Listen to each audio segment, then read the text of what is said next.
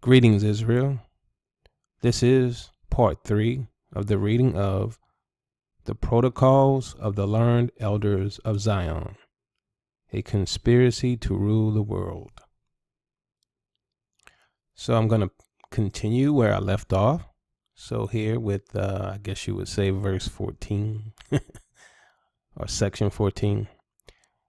It is easy to understand them in these conditions. The key of the shrine will lie in our hands, and no one outside ourselves will any longer direct the force of legislation. Besides this, we shall, with the introduction of the new Republican Constitution, take from the chamber the right of interpolation of government measures on the pretext of preserving the political secrecy.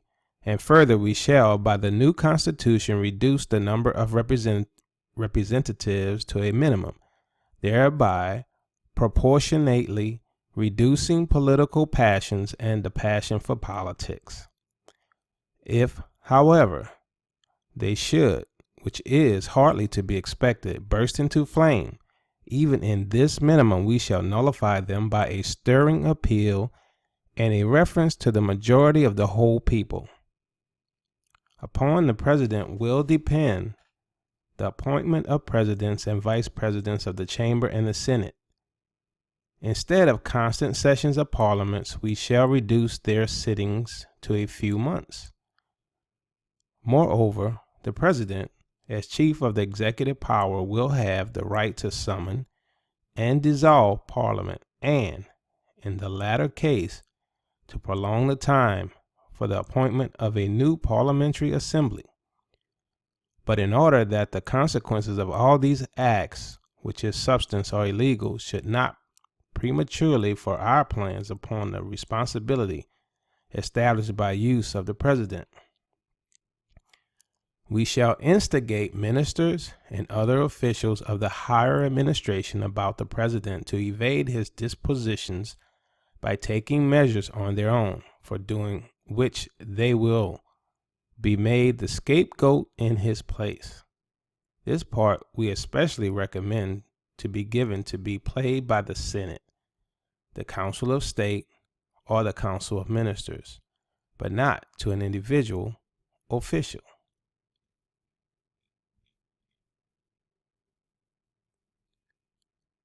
The president will, at our discretion, interpret the sense of such the existing laws as admit of various interpretations. He will further annul them when we indicate to him the necessity to do so. Besides this, he will have the right to propose temporary laws and even new departures in the government constitutional working, the pretext both for the one and the other being the requirements for the supreme welfare of the state.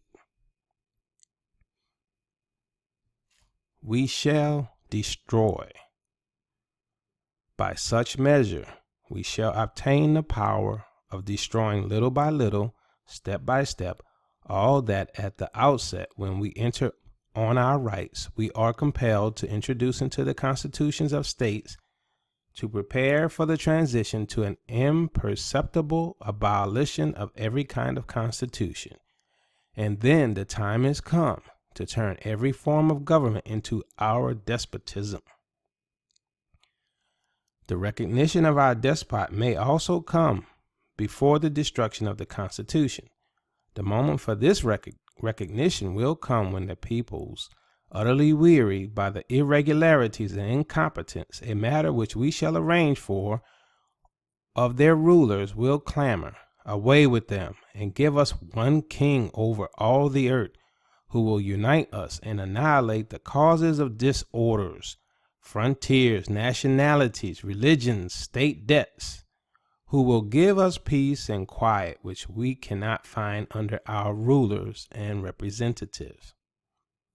But you yourselves perfectly well know that to produce the possibility of expression of such wishes by all the nations, it is indispensable to trouble in all countries the people's relations with their governments, so as to utterly exhaust humanity with dissension, hatred, struggle, envy, and even by the use of torture, by starvation, by the inoculation of diseases, by want, so that the Goyim see no other issue than to take refuge in our complete sovereignty in money and in all else.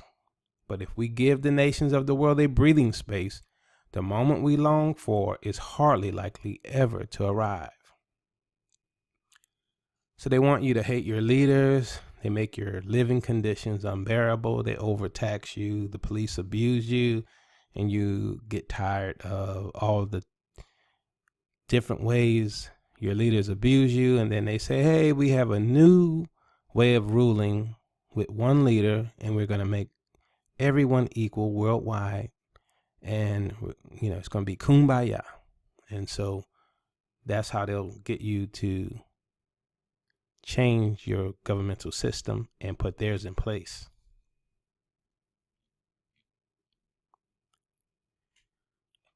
Protocol number 11. The State Council has been, as it were, the emphatic expression of the authority of the ruler. It will be, as the show part of the legislative corps, what may be called the editorial committee of the laws and decrees of the ruler. This, then, is the program of the new Constitution. We shall make law, right and justice, and in the guise of proposals to the legislative corps, by decree of the president, under the guise of general regulations, of orders of the Senate, and of resolutions of the State Council in the guise of ministerial orders, and in case a suitable occasion should arise, in the form of a revolution in the state. Having established approximately the modus agendi, we will occupy ourselves with details of those combinations by which we have still to complete the revolution in the course of the machinery of state in the direction already indicated. By these combinations, I mean the freedom of the press, the right of association, freedom of conscience, the voting principle, and many another that must disappear forever from the memory of man, or undergo a radical alteration the day after the promulgation of the new Constitution. It is only at that moment that we shall be able at once to announce all our orders, for afterwards every noticeable alteration will be dangerous for the following reasons. If this alteration be brought in with harsh severity and in a sense of severity and limitations, it may lead to a feeling of despair caused by fear of new alterations in the same direction.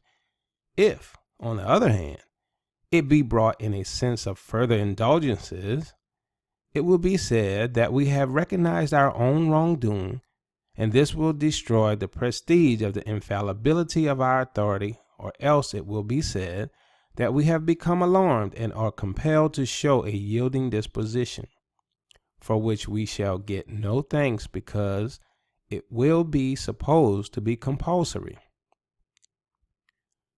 Both the one and the other are injurious to the prestige of the new Constitution.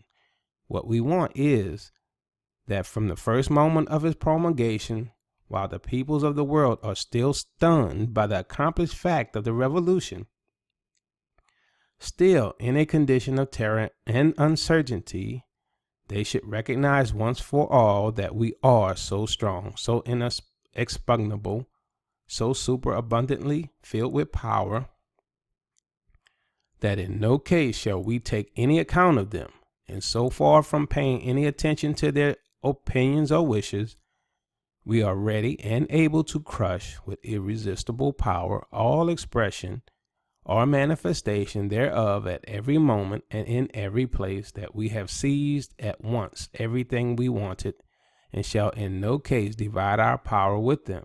Then in fear and trembling they will close their eyes to everything, and be content to await what will be the end of it all.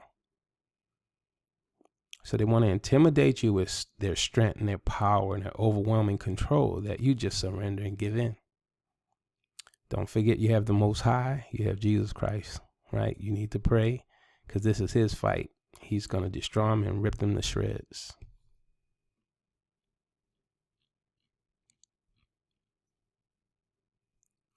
We are wolves.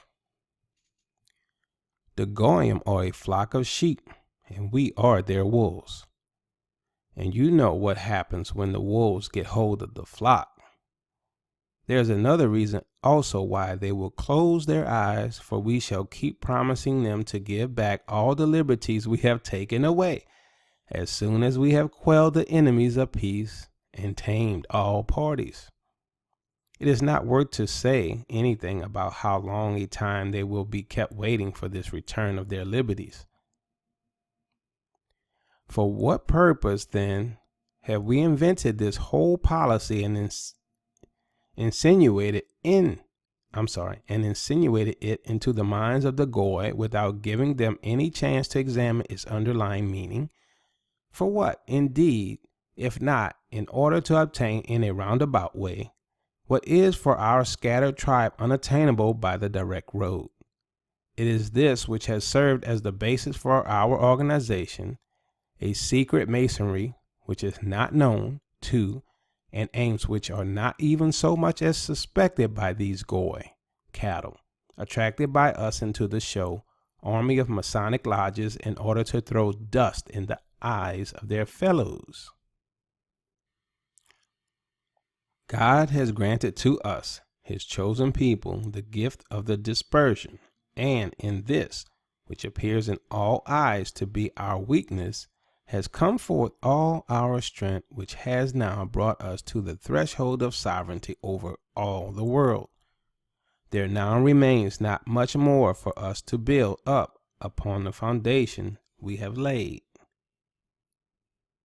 Protocol number 12. The word freedom, which can be interpreted in various ways, is defined by us as follows. Freedom is the right to do which the law allows. This interpretation of the word will at the proper time be of service to us, because all freedom will thus be in our hands, since the laws will abolish or create only that which is desirable for us according to the aforesaid program. We shall deal with the press in the following way. What is the part played by the press today?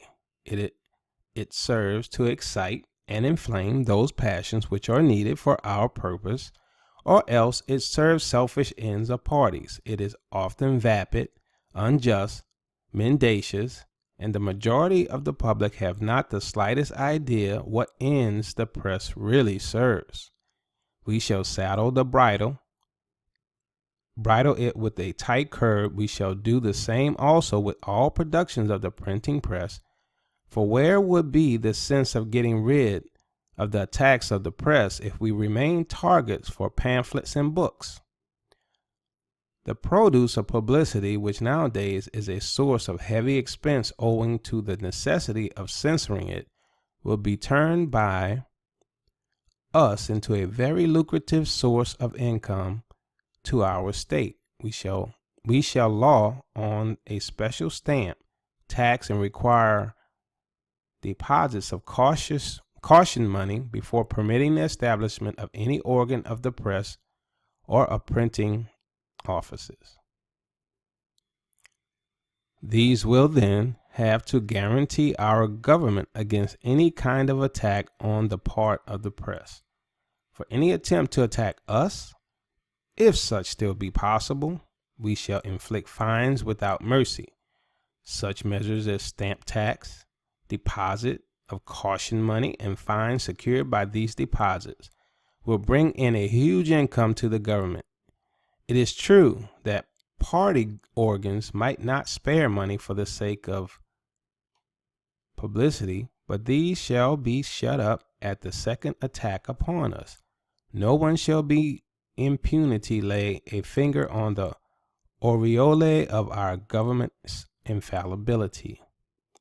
The pretext for stopping any publication will be the alleged plea that it is agitating the public mind without occasion or justification. Ever heard of fake news? I beg you to note that among those making attacks upon us will also be organs established by us, but they will attack exclusively points that we have predetermined to alter. We control the press. Not a single announcement will reach the public without our control. Even now, this is already being attained by us, inasmuch as all news items are received by a few agencies, in whose offices they are focused from all parts of the world. These agencies will then be already entirely ours and will give publicity only to what we dictate to them. If already now we have contrived to possess ourselves of the minds of the Goy communities to such an extent that they all come near looking upon the events of the world through the colored glasses of those spectacles we are setting astride their noses, if already now there is not a single state where there exists for us any barriers to admittance into what Goy stupidity calls state secrets, what will our position be then, when we shall acknowledge supreme lords of the world in the person of our King of all the world? That's the Antichrist, the man they intend to put on the throne of the world. Let us turn again to the future of the printing press. Everyone desirous of being a publisher, a librarian, or printer will be obliged to provide himself with the diploma instituted therefor, which in case of any fault will be immediately impounded. With such measures, the instrument of thought will become an educative means of the hands of our government, which will no longer allow the mass of the nation to be led astray in byways and fantasies about the blessings of progress. Is there any one of us who does not know that these phantom blessings are the direct roads to foolish imaginings which give birth to anarchical relations of men among themselves and towards authority, because progress, or rather the idea of progress, has introduced the conception of every kind of emancipation, but has failed to establish its limits? All the so-called liberals are anarchists, if not, in fact, at any rate, in thought, every one of them in hunting after phantoms of freedom, in falling exclusively into license, that is, into the anarchy of protest for the sake of protest. Free press destroyed. We turn to the periodical press. We shall impose on it, as on all printed matter, stamp taxes per sheet, and deposits of caution money, and books of less than 30 sheets will pay double. We shall reckon them as pamphlets in order, on the one hand, to reduce the number of magazines, which are the worst form of printed poison, and on the other, in order that this measure may force writers into such lengthy productions that they will be little read, especially as they will be costly. I see that in action every day. At the same time, what we shall publish ourselves to influence mental development in the direction laid down for our profit will be cheap and will be read voraciously. The tax will bring vapid literary ambitions within bounds, and the liability to penalties will make literary men dependent upon us. And if there should be any found who are desirous of writing against us, they will not find any person eager to print their productions in print. The publisher or printer will have to apply to the authorities for permission to do so. This we shall know beforehand of all tricks preparing against us, and shall nullify them by getting ahead with explanations on subject treated of. Literature and journalism are two of the most important educative forces, and therefore our government will become proprietor of the majority of the journals. This will neutralize the injurious influence of the privately owned press, and will put us in possession of a tremendous influence upon the public mind. If we give permits for 10 journals, we shall ourselves found 30, and so on in the same proportion. This, however, must in no wise be suspected by the public, for which reason all journals published by us will be of the most opposite in appearance, tendencies, and opinions, thereby creating confidence in us and bringing over to us quite unsuspicious opponents, who will thus fall into our trap and be rendered harmless.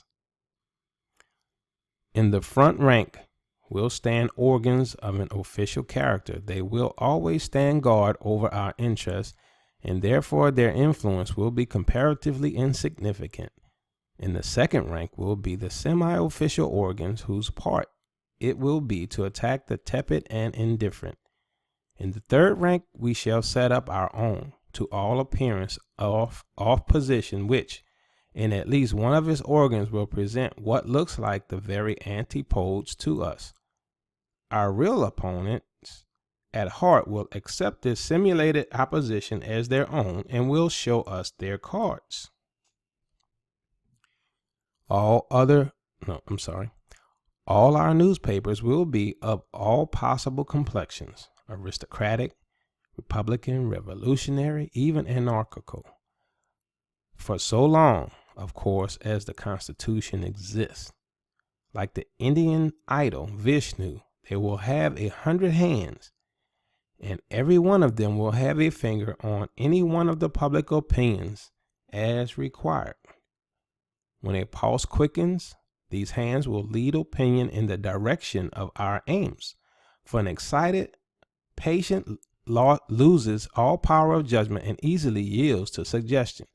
Those fools who will think they are repeating the opinion of a newspaper of their own camp will be repeating our opinion, or any opinion that seems desirable for us, in the vain belief that they are following the organ of their party. They will in fact follow the flag which we hang out for them.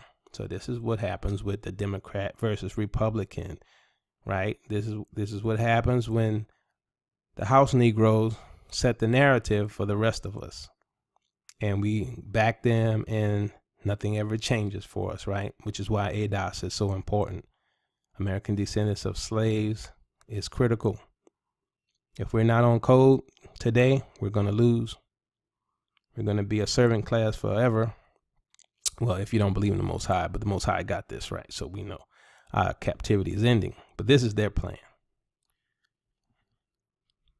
In order to direct our newspaper militia in this sense, we must take special and minute care in organizing this matter. Under the title of Central Department of the Press, we shall institute literary gatherings at which our agents will, without attracting attention, issue the orders and watchwords of the day.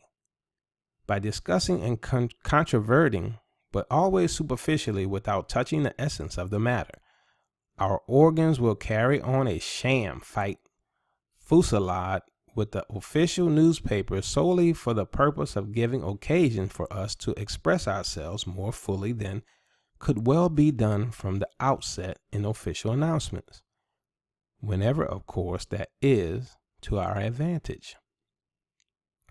These attacks upon us will also serve another purpose, namely, that our subjects will be convinced to the existence of full freedom of speech, and so give our agents an occasion to affirm that all organs which oppose us are empty babblers, since they are incapable of finding any substantial objections to our orders.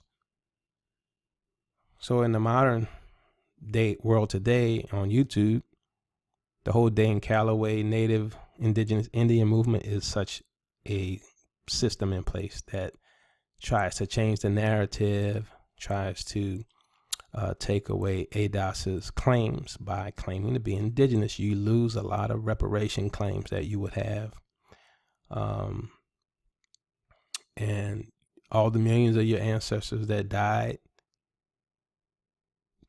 coming from Africa to the colonized nations, that no longer exist if you're indigenous, right? All those millions of your ancestors that died on the way on ship, it's all, that claim is gone. All those millions of people never died, never existed, if you believe and follow Dan Calloway. Only lies printed. Methods of organization like these, imperceptible to the public eye, but absolutely sure, are the best calculated to succeed in bringing the attention and the confidence of the public to the side of our government. Thanks to such methods, we shall be in a position, as from time to time may be required, to excite or to tranquilize the public mind on political questions, to persuade or to confuse, printing now truth, now lies, facts, or their contradictions, according as they may be well or ill received, always very cautiously, feeling our ground before stepping upon it. We shall have a sure triumph over our opponents, since they will not have at their disposition organs of the press in which they can full and final expression to their views. Owing to the aforesaid methods of dealing with the press, we shall not even need to refute them, except very superficially. Trial shots like these, fired by us in the third rank of our press, in case of need, will be energetically refuted by us in our semi-official organs. Even nowadays, already, to take only the French press, there are forms which reveal Masonic solidarity in acting on the watchword. All organs of the press are bound together by professional secrecy. Like the augurs of old, not one of their numbers will give away the secret of his sources of information unless it be resolved to make announcement of them. Not one journalist will venture to betray this secret, for not one of them is ever admitted to practice literature unless his whole past has some disgraceful sore or other. These sores would be immediately revealed so long as they remain the secret of a few. The prestige of the journalist attacks the majority of the country. The mob follows after him with enthusiasm. So this method applies to politicians, journalists, anyone who has influence, where they let you gain a position of power and influence only if they can disgrace you, if they have a secret on you that they can use against you and destroy you later. So, like say Bill Cosby. Possibly Bill Cosby has a checkered past, right? But he had changed toward lifting his people up, promoting education, promoting unity, and wanted to buy NBC, and that was too far, right? They couldn't let him control a major artery of journalism, so they had to publicly disgrace him. And so this is one of the tactics they use. The people in power today, they only let you go to power if they got a secret on you that they can use against you. But let's continue. Excuse me.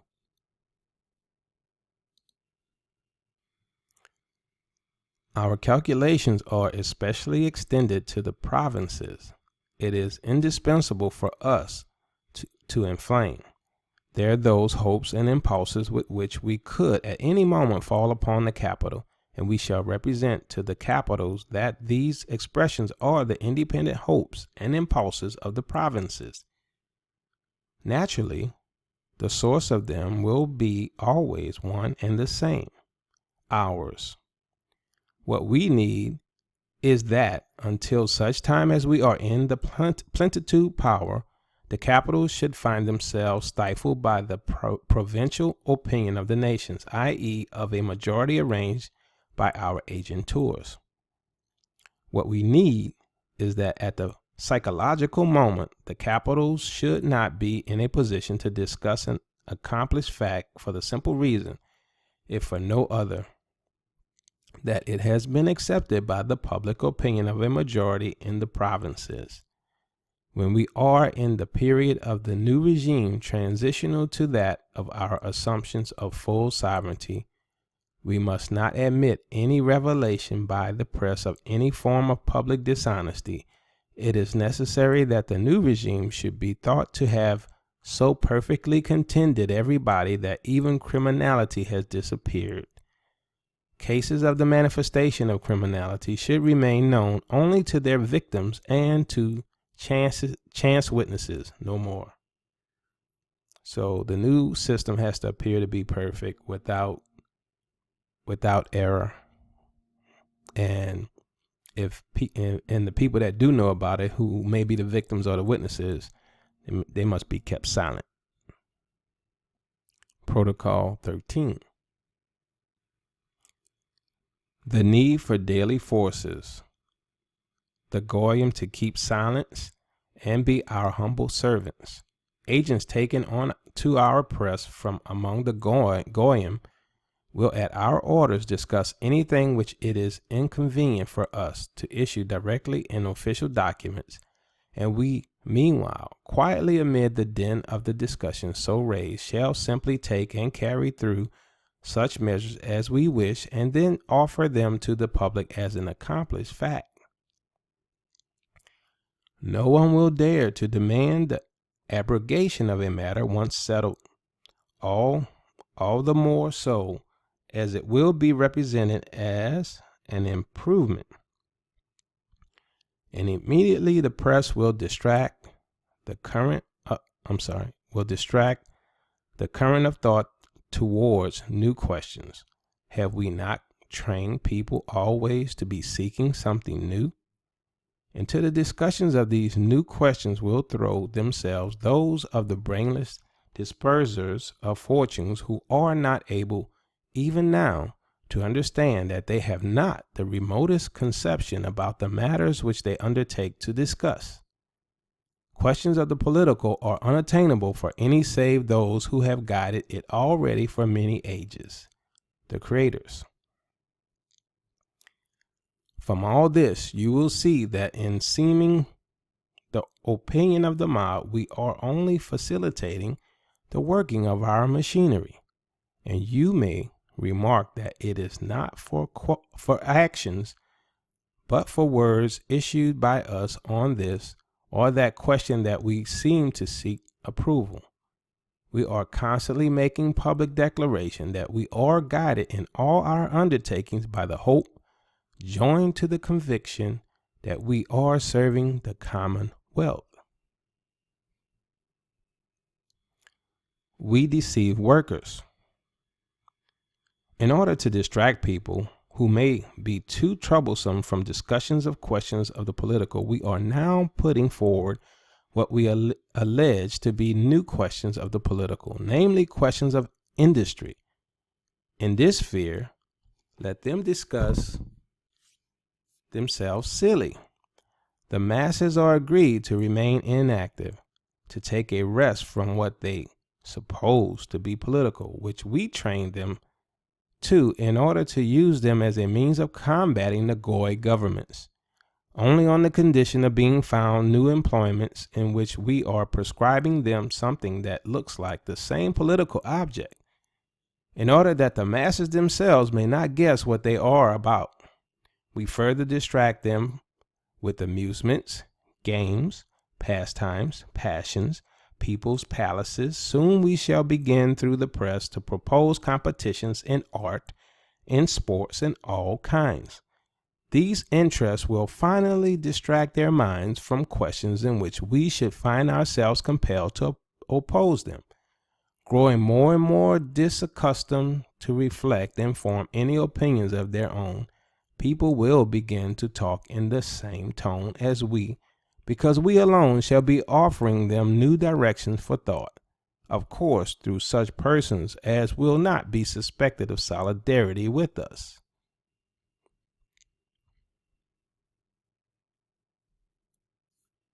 The part played by the liberals, utopian dreamers, will be finally played out when our government is acknowledged. Till such time, they will continue to do us good service. Therefore, we shall continue to direct their minds to all sorts of vain conceptions of fantastic theories, like flat earth, new and apparently progressive, for have we not with complete success turned with brainless heads of the Goyim with progress, till there is not among the Goyim one mind able to perceive that under this word lies a departure from truth, in all cases where it is not a question of material inventions, like a fallacious idea, serves to obscure truth so that none may know it except us, the chosen of God, its guardians. And I'm not saying flat earth's not true. I'm just saying they create the argument to be debated and confuse people. And I'm not saying it's wrong or right. I'm not, I don't get in that debate. I think there's valid arguments on both sides though. When we come into our kingdom, our orators will expound great problems which have turned humanity upside down in order to bring it at the end under our beneficent rule. Who will ever suspect then that all these people were stage managed by us, according to a political plan which no one has so much as guessed at in the course of many centuries? So this is a plan that has been in works over centuries. Protocol number 14. When we come into our kingdom, it will be undesirable for us that there should exist any other religion than ours of the one God, with whom our destiny is bound up by our position as the chosen people, and through whom our same destiny is united with the destinies of the world. We must therefore sweep away all other forms of belief. If this gives birth to the atheists whom we see today, it will not, being only a transitional stage, interfere with our views, but will serve as a warning for those generations which will hearken to our preaching of the religion of Moses, that by its stable and thoroughly elaborated system has brought all the peoples of the world into subjection to us. Therein we shall emphasize this mystical right, on which, as we shall say, all its educated power is based. Then, at every possible opportunity, we shall publish articles in which we shall make comparisons between our beneficent rule and those of past ages. The blessing of tranquility, though it be a tranquility forcibly brought about by centuries of agitation, will throw into higher relief the benefits to which we shall point. The errors of the Goyim government will be depicted by us in the most vivid hues. We shall implant such an abhorrence of them that the peoples will prefer tranquility in a state of serfdom to those rights of vaunted freedom which have tortured humanity and exhausted the very sources of human existence, sources which have been exploited by a mob of rascally adventurers who know not what they do. Unless changes of forms of government to which we instigated the Goyim when we were undermining their state structures will have so wearied the people by that time that they will prefer to suffer anything under us rather than run the risk of enduring again all the agitations and miseries they have gone through. We shall forbid Christ.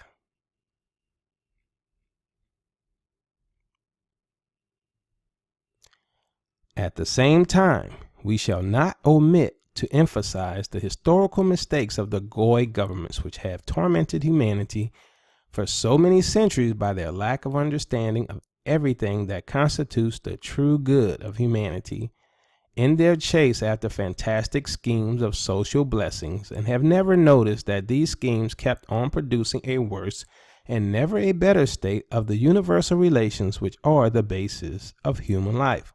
The whole force of our principles and methods will lie in the fact that we shall present them and expound them as a splendid contrast to the dead and decomposed old order of things in social life. Our philosophers will discuss all the shortcomings of the various beliefs of the Goyim, but no one will ever bring under discussion our faith from its true point of view, since this will be fully learned by none save ours, who will never dare betray its secrets. And that's the worship of Lucifer. Esau worships Lucifer. In countries known as progressive and enlightened, we have created a senseless, filthy, abominable literature. For some time after our entrance to power, we shall continue to encourage its existence in order to provide a telling relief by contrast to the speeches, party program, which will be distributed from exalted quarters of ours. Our wise men, trained to become leaders of the Goyim, will compose speeches, projects, memoirs, articles, which will be used by us to influence the minds of the Goyim, directing them towards such understanding and forms of knowledge as have been determined by us. Protocol number 15. When we last definitely come into our kingdom by the aid of Corpus Deity, prepared everywhere for one and the same day, after definitely acknowledged, and not a little time will pass before that comes about, perhaps even a whole century, we shall make it our task to see that against us such things as plots shall no longer exist. With this purpose we shall slay without mercy all who take arms in hand to oppose our coming into our kingdom. Every kind of new institution of anything like a secret society will also be punished with death. Those of them which are not in existence are known to us, serve us, and have served us, we shall disband and send into exile to continents far removed from Europe. In this way we shall proceed with those Goy Masons who know too much. Such of these as we may for some reason spare will be kept in constant fear of exile. We shall promulgate a law making all former members of secret societies liable to exile from Europe as the center of rule. Resolutions of our government will be final without appeal. So remember our prophetic teaching in the last days, you have two kingdoms. The 10-horn kingdom, ruled by Eastern and Western Europe, and the reestablished nation of the scattered tribes of Israel. So they will get their kingdom in Europe, as they just stated here, right? The final beast system will be led out of Europe, and there will be the kingdom of the Most High, which is the reestablished kingdom of Israel from the scattered tribes of Israel. Okay, so they're talking about their kingdom, but they're not mentioning the kingdom that God will stand up in opposition. Okay, to continue. In the Goy societies in which we have planted and deeply rooted discord and Protestantism, the only possible way of restoring order is to employ merciless measures that prove the direct force of authority. No regard must be paid to the victims who fall. No regard must be paid to the victims who fall. They suffer for the well-being of the future. The attainment that well-being, even at the expense of sacrifices, is the duty of any kind of government that acknowledges as justification for its existence not only its privileges but its obligations.